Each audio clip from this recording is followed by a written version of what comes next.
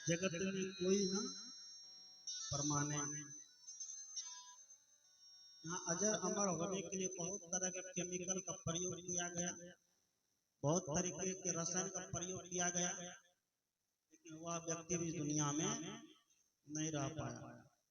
हम लोग एक व्यक्ति का नाम सुनते हैं जिसका नाम है माइकल जैक्सन। ये हीरो लोग जानते होंगे, युवक लोगों को पता होगा माइकल जैक्सन के बारे में। क्या है वो पता है? माइकल जैक्सन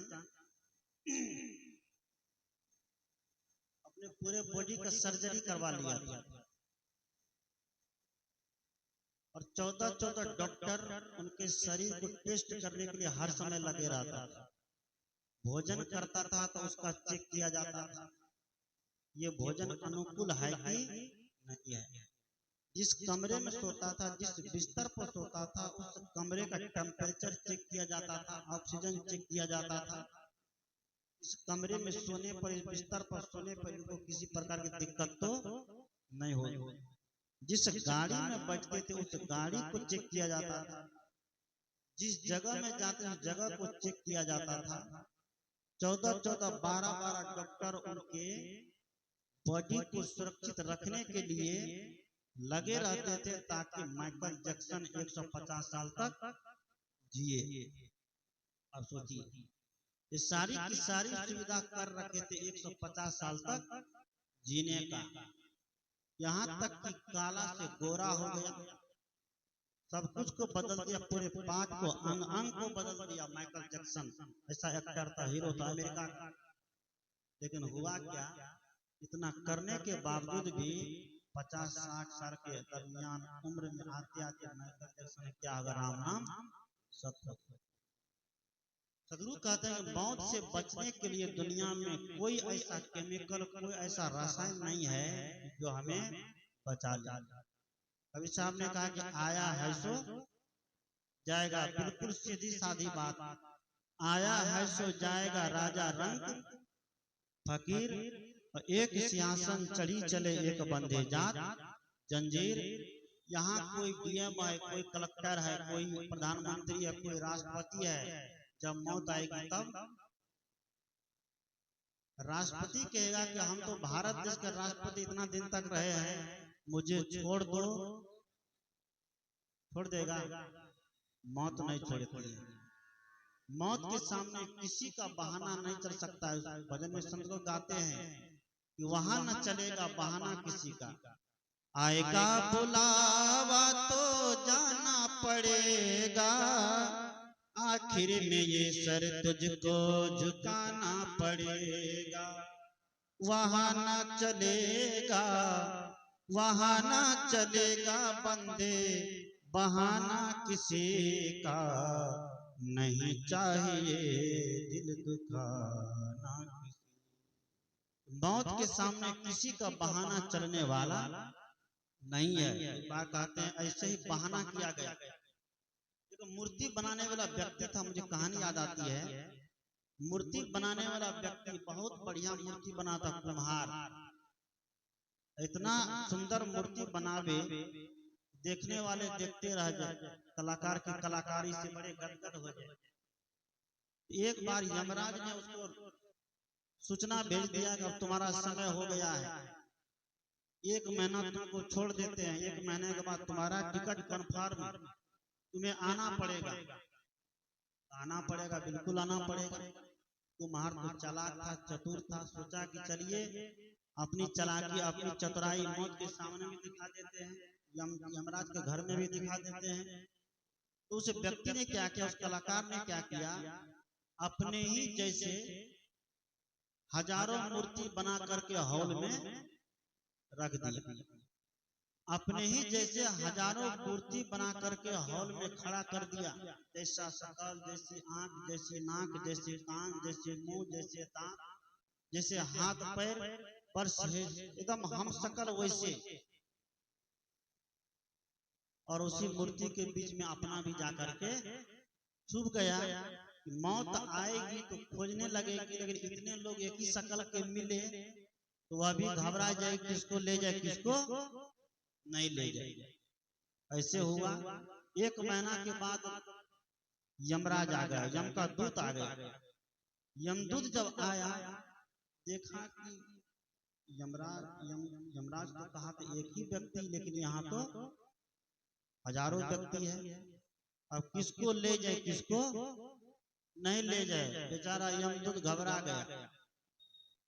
सोचा कि अगर सबको लेकर चले जाएंगे तो वहां हमको दंड मिलेगा, दंडित करेगा। हम तो एक ही व्यक्ति को लाने भेजे, एक ही का सीट यहाँ खाली है, देखते हैं हजारों को लेकर आ गए हो, आत्महत्या करके क्यों लाए हो, मार करके क्यों लाए हो, उन लोग को आत्महत्या का पाप लगेगा। यमदूत सब घबरा गया, क्या करें क्या नहीं करें। सोचते सोचते मन में आया कि चलो देखते हैं, खोजते हैं वो व्यक्ति है कहाँ। खोजने के क्रम उसने कहा व्यक्ति तो सुंदर मूर्ति बनाया, कलाकार बड़ा सुंदर है, जिनकी आकृति इतनी सुंदर, उनकी प्रकृति कितनी सुंदर होगी। प्रशंसा करने क्रम उसने कहा कि सब कुछ तो बढ़िया है, लेकिन एक चीज की कमी है। कलाकार सब कुछ बढ़िया बने, लेकिन एक चीज की क्या रह गई है, कमी रह गई है। जो असली छुपा हुआ उसके बीच में था, वो निकल के कहता है क्या चीज की कमी रही। यमदूत कहता बस इसी चीज की कमी थी। इसकी बस इसी चीज की कमी थी, बस उनको पकड़ा और लेकर के चल दिया। सदगुरु कहते हैं कि मौत के सामने किसी का बहाना चलने वाला नहीं है। जैसे कबीर साहब ने कहा यही मरने से जग डरे मेरो मन आनंद। आज व्यक्ति मरने से घबराता है और जीने से नहीं घबराता। जो जीने में कष्ट है, दुख है, पीड़ा है, नहीं है। शरीर जो धारण करके आए हैं, जो कहते हैं कि मनुष्य का शरीर बड़ा भाग से मिला है, बड़ा सौभाग्य से मिला है। जब बड़ा भाग बड़ा सौभाग्य से मिला है, आज मनुष्य से बड़ा दुखी दुनिया में कोई मिलेगा? कुछ क्या मिलता है? मनुष्य से ज्यादा दुखी दुनिया में कोई नहीं मिलेगा। कुत्ता बिल्ली भी सुखी है, उसको कोई दुख नहीं है। आज दुख है तो किसके पास दुख है? मनुष्य के पास है। क्यों?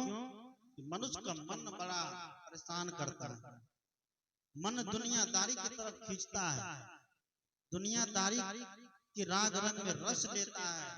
रस लेते लेते इतना उसमें मशगूल हो जाता है, जीवन भर व्यक्ति दुख पाता है। झूठा सुख को सुख मानता है। और सामने कहा झूठे सुख को सुख कहे मानत है मन मोद, जगत चबे ना काल का कुछ मुख में कुछ बोध। झूठे सुख के पीछे व्यक्ति भागता है। लोभ है दुनियादारी से, मोह है दुनियादारी से। दुनियादारी में जब तक लोभ और मोह रहेगा तब तक सुख नहीं मिल सकता। बंदर को देखे हैं ना, बंदर, बंदर पकड़ने वाला व्यक्ति बंदर को जब पकड़ता है तो मिट्टी का सुराही लेता है, मिट्टी के सुराही में चना डाल देता है।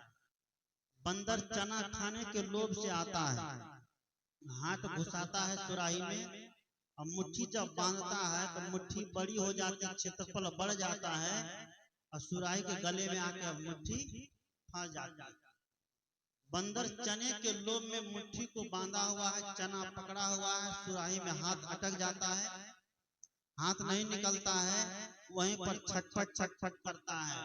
बंदर पकड़ने वाला जो मदारी है पीछे से आता है, उस बंदर को पकड़ लेता है।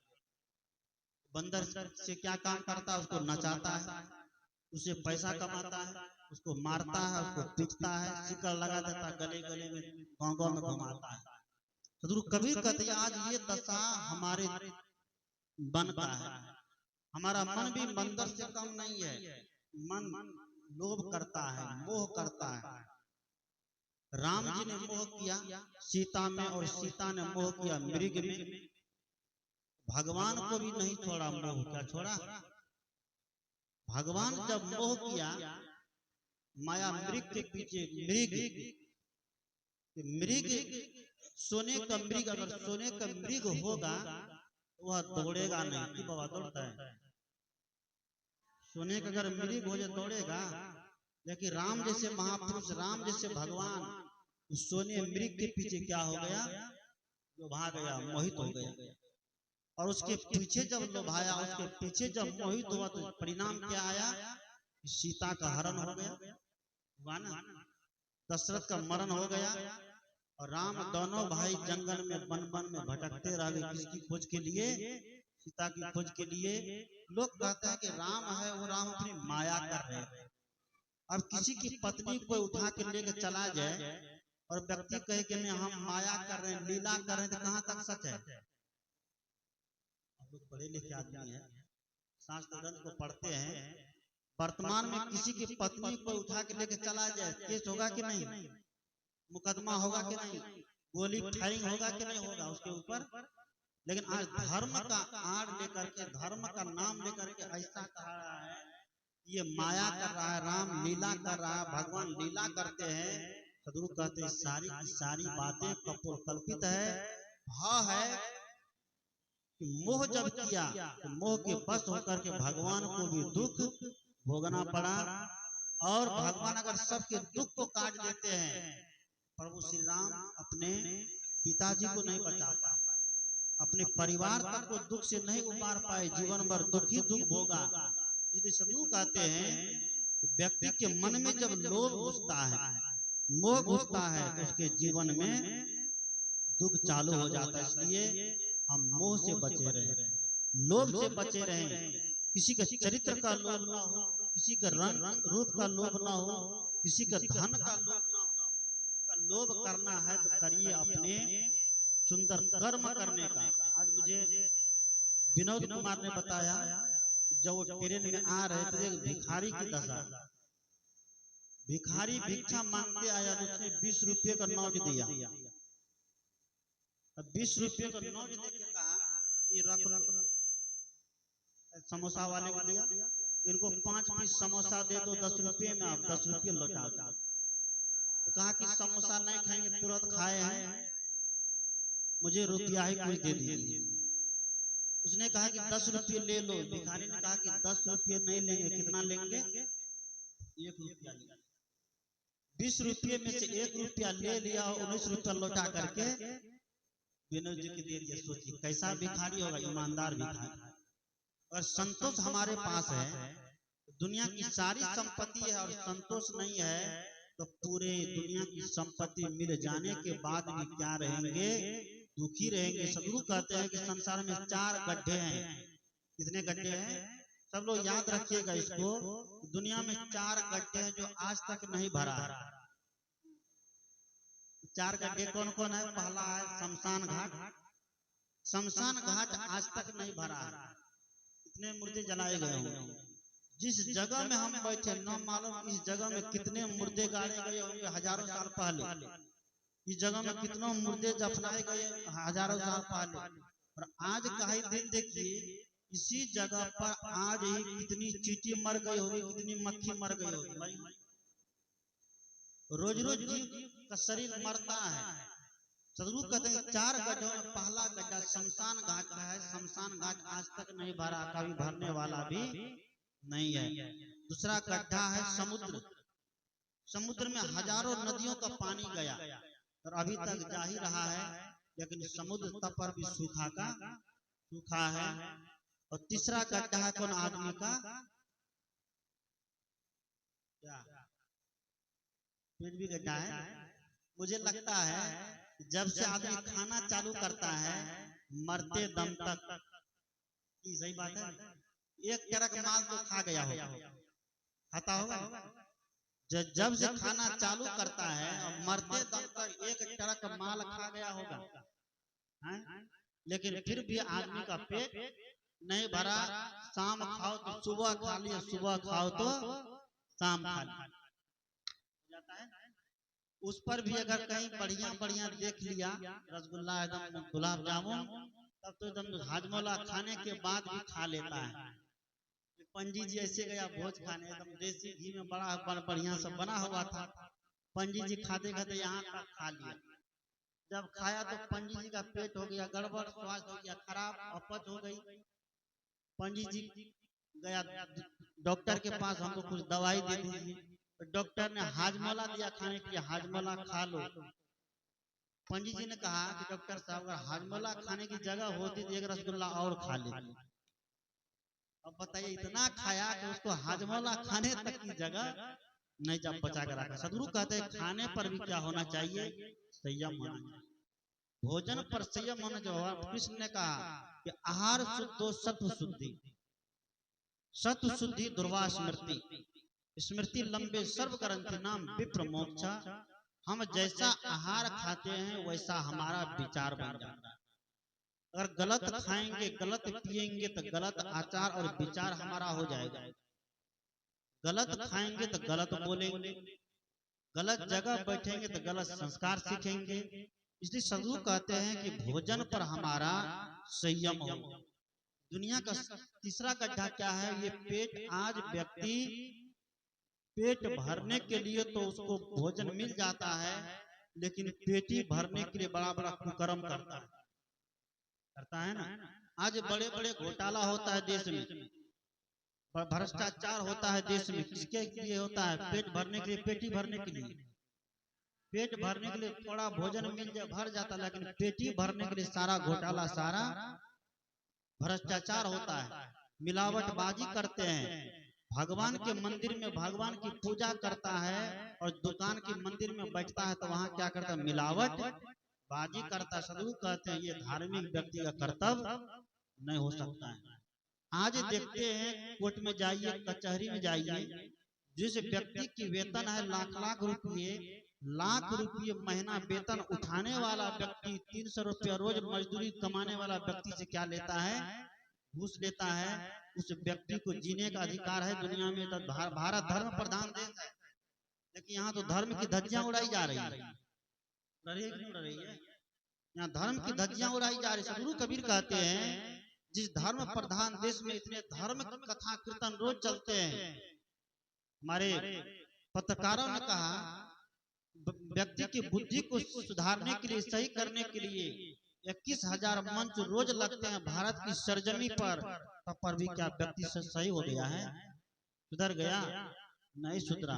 ईसाई ने लिखा है कि एक दिन तूफान कम हो जाएगा, खुद ब खुद पाषाण नम हो जाएगा, स्वर्ग चुमेगा धरा के बढ़ चरण आदमी जब आदमी हो जाएगा। आज मनुष्य शकल में तो है लेकिन अकल में नहीं है। आज मनुष्य आकृति में है लेकिन प्रकृति में नहीं है। तो मैंने कहा कि तीसरा गड्ढा है व्यक्ति का पेट।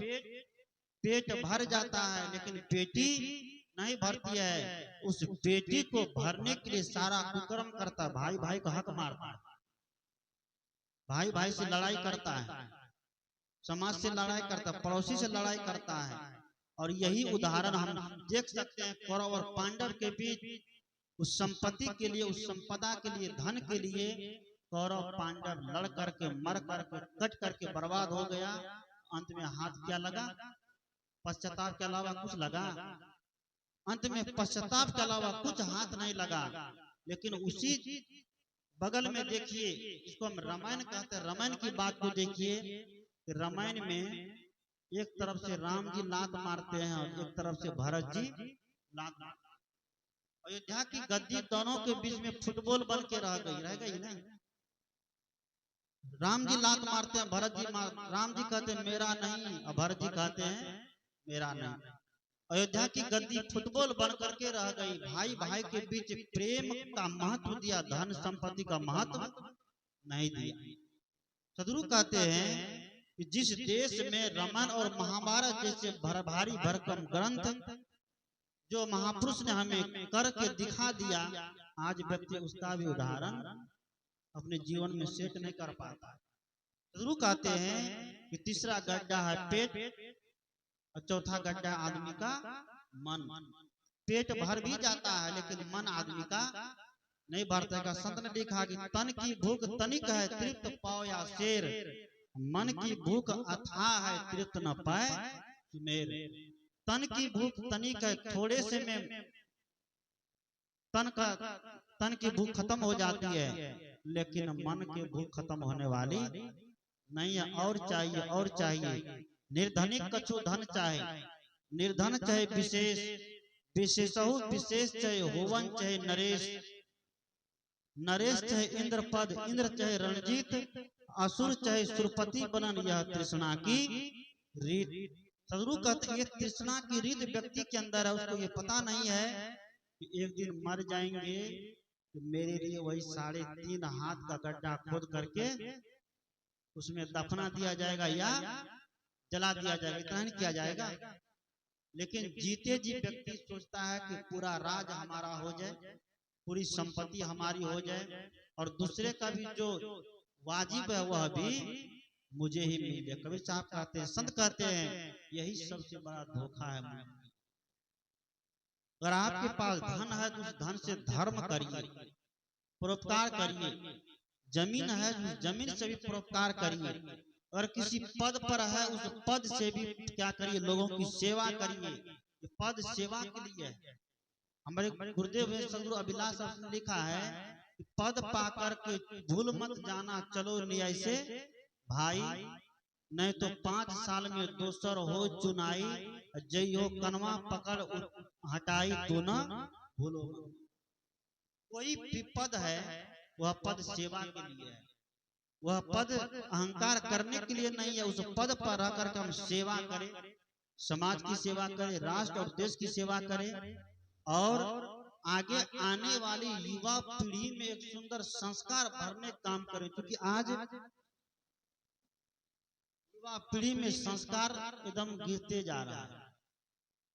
जो युवा पीढ़ी में पहले संस्कार थे वह संस्कार अब क्या हो रहा है, गिरता जा रहा है। शिक्षा तो आज खूब बढ़ गई है, इतनी शिक्षा बढ़ी है कि कोई अब मूर्ख व्यक्ति नहीं मिल सकता है, लेकिन संस्कार चला गया। सदगुरु कहते हैं कि दरवाजे पर लगे हुए कार शिक्षा का प्रतीक है, लेकिन वह समृद्धि का प्रतीक है, लेकिन जीवन में आया हुआ संस्कार यह हमारे भारत देश की संस्कृति का प्रतीक है। इसलिए संस्कार को बचा करके रखिए। शिक्षा अगर नहीं भी ले पाए तो कोई बात नहीं, लेकिन संस्कार अगर बचा हुआ रहेगा तो जीवन आपका सही चलेगा, सही रास्ते में चलेगा। सदगुरु कहते हैं, मैं अपनी बात शुरू किया था कहां से, कि आवागमन, आवागमन का चक्र लगा हुआ है। मनुष्य कर्म प्रधान है, जैसा कर्म मनुष्य करता है वैसा फल मनुष्य को यही मिलता है। ऊपर नीचे आगे पीछे की बात यहाँ पर करने की आवश्यकता नहीं है।